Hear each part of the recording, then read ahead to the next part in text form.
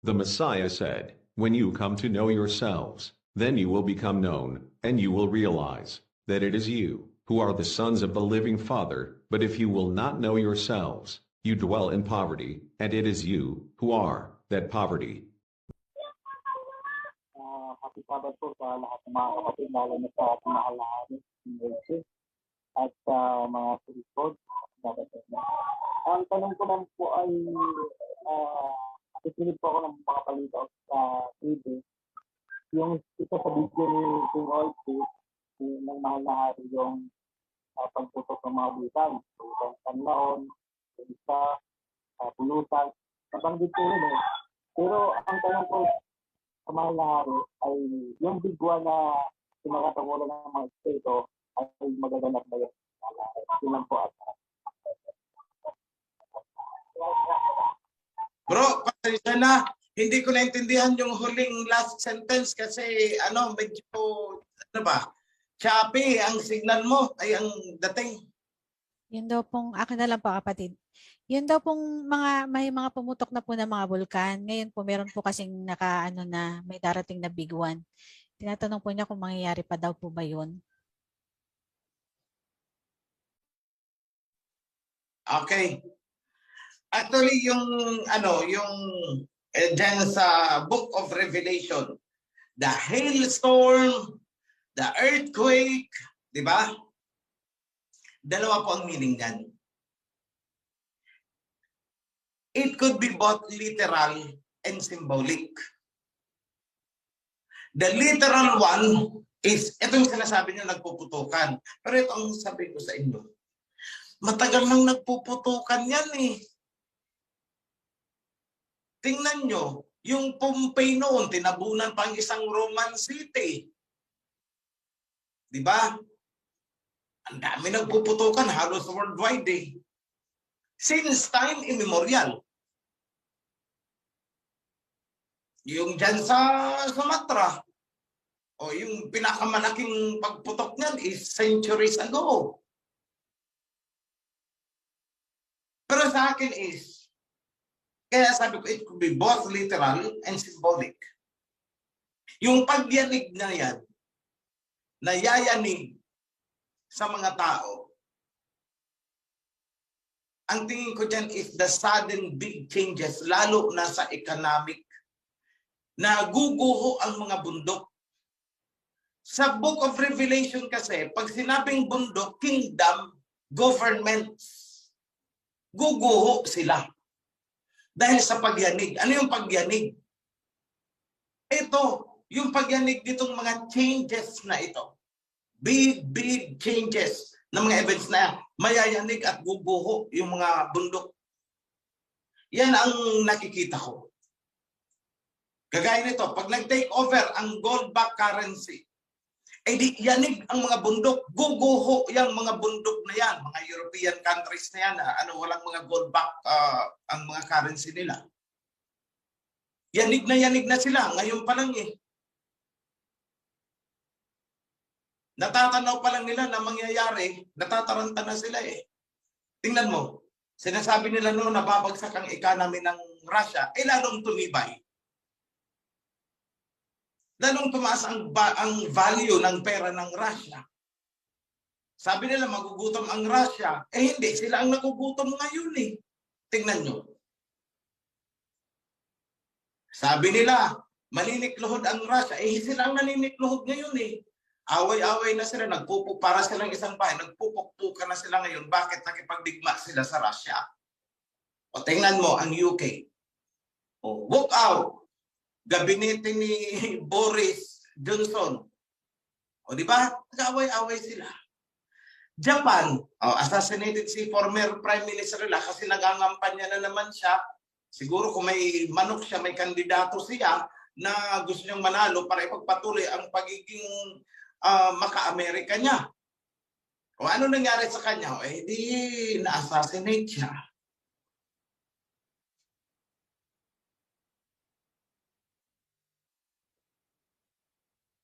So yung big one, it could be literal or it could be symbolic. Pero sa akin, Hindi naman siguro ipapaubaya ng aba na tayo ay kainin ng lupa. Di ba yung Sodom and Gomorrah noon, sinabi, gugunawin ko kayo. Pero anong sabi ni Abraham? Paano kung may 50 dyan na sumusunod sa'yo? Alang-alang sa 50, hindi ko gugunawin yan. Alam ni Abraham na hindi aabot. Hanggang sa pababa ng pababa ang tawad niya. Paano kung may 2 o 3? Anong sagot? Paalisin mo dyan. Di ba? O, hindi ginunaw. Hindi lang naman tayo 1 o 2, 3 ulo lang na sumusunod kay Aba para tayo ay dalhin na lang sa kung saang ibang lugar. Tapos ipalamo na itong bansa. Hindi naman. Lumalaki tayo. Dumadami tayo. O 130 chapters na tayo. Itinatayo natin ang templo tapos lalamunin ng big one. Hindi naman siguro papayag ng Aba ng gano'n. I'm sure na hindi papayag ang Aba. Kaya ako lang sinabing hindi naman siguro kasi gusto ko magbigay ng pasubali. I know that is how the audience out there think. Ganon sila mag-isip. Kaya pag sasabayan ko lang. Pero sa akin, hindi papayag ang Aba. Period. Yada po, magandang tanghali po sa priesthood at sa mahal na hari. Ito po ay nagugulo lang sa isipan ko kanina kasi doon sa amin merong term na tinatawag yung babae ay merong buaya. Buayahon.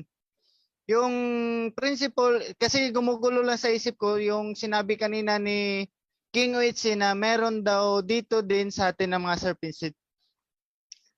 Ika-clarify ko lang din po para hindi na rin po baka yung iba na niniwala sa mga buaya-buaya dyan, ay i-clarify ko lang din po na specific, pwede po ba na maging pasok sila sa criteria ng serpent seeds kasi yung principle ng buayahon or merong buaya daw ay yung hindi niya ka-match na DNA o hindi niya ka-match, dapat yung maipanganak meron ding buaya sa kanya. So yung hindi yung sa dugo ng husband niya na walang buaya, mamamatay yung sanggol pa lang.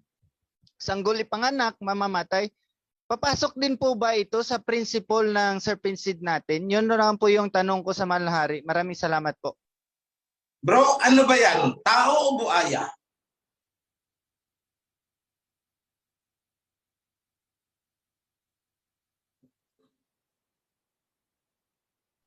Hindi po siya paki-unmute po.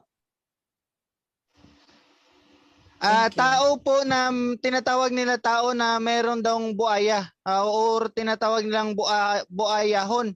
Yung parating namamatayan ng anak pag hindi niya ka-match o kung hindi yung dapat yung ipanganak niya na anak, meron ding buaya daw yung sinasabi nila.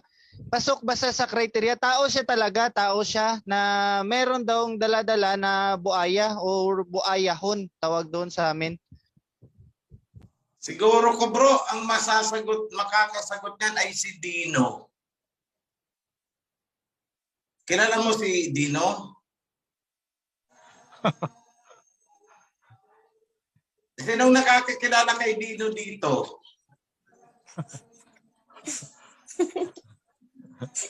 Kamahalan yun po yung katawan niya, yung paa niya, tao, yung mukha niya, buhaya. Yun! Hap-hap. Panahon na rin natin. Zuma, anak ni Zuma. Yun, kapatid. Hindi, biro lang yan. Ganito, sa akin is, yung reptilians na tinatawag, mga serpent seeds, at saka may mga reptilians, mga shifter na tinatawag.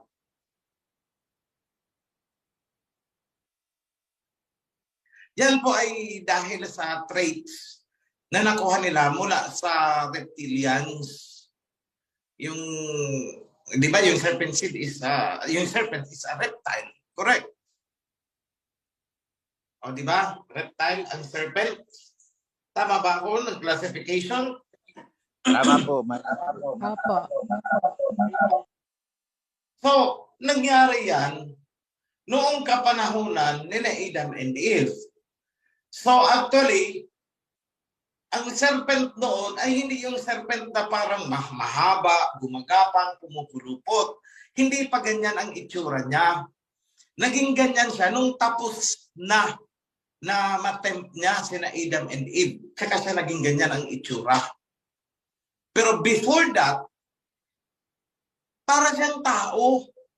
Kaya nga, nakakausap ni na Adam. Pero ano siya? Parang tao. May kamay, may legs, di kompleto, aparato. Okay, kaya nga, nalinlang itong si Eve. O si Adam, nalinlang. O naglaro sila. O, tapos dumating ang aba, nasaan kayo? Anong ginawa nyo? Kayo talaga ha? Sinabihan ko kayo, huwag kayong kakain yan. Dahil pag kumain kayo niyan, kayo ay mahahay. Sabi ng serpent kay Eve, mabubuksan ang inyong mata sa isang masarap na bagay.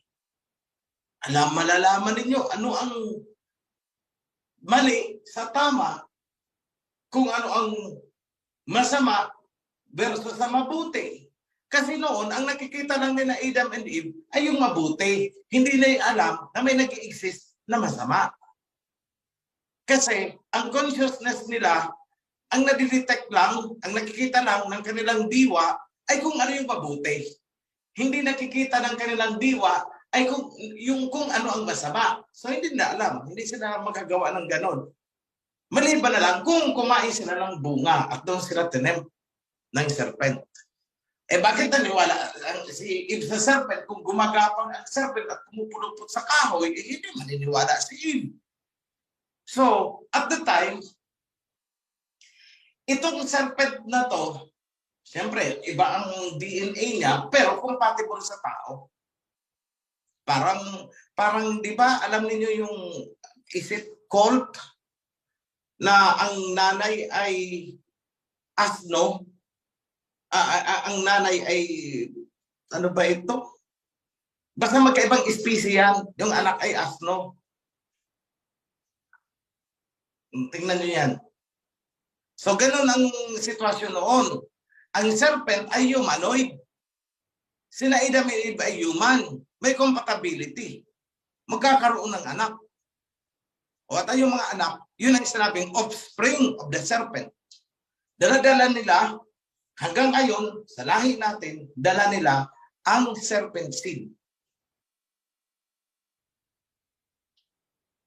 So, maybe, yan ang sinasabi mo ngayon na buayahon. Pero sa akin is possible.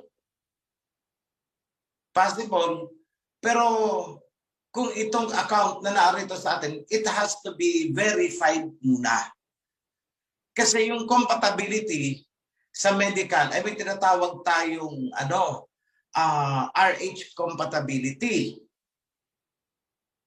Na kapag ang unang ipinagbuntis ng isang RH negative woman, di ba ba, yung nanay is RH negative, si tatay ay RH positive, nagbuntis ngayon ng anak. Okay, pag hindi naturokan ng rogam si nanay, yung mga susunod na anak na may RH positive ay malalaglag, hindi mabubuo. O baka yun ang sinasabing buayahon nila na hindi compatible. So which is which? Pero masasabi ko lang, yung serpent seed is transferred from generation to generation. Diyan na-divide ang humanity into two. Regardless kung anong lahi nila. Merong serpent positive, serpent negative. Yun. So ang sagot ko dyan is posible, pero it has to be verified bago paniwalaan. Yan lang po, kapatid. Maraming salamat po, mahal na hari. Ngayon na po, ating pong kapatid from Australia, Brother Fred. Mga kapatid, hindi ko na pagtatagalin. I just want to extend a blessing sa inyo lahat. I know may magtuturo after me. Pero Sa inyo ang pala. All the best, all aspects. Sa inyong lahat ng mga naririto, mga nakikinig sa Zoom, sa FB Live, sa inyo ang masaganang pagpapala, kalusugan, financial, spiritual, sa pangalan ng Aba Yahweh and King Yahweh Shai. Be blessed. Happy Sabbath mga kapatid, and see you next Sabbath. Yada.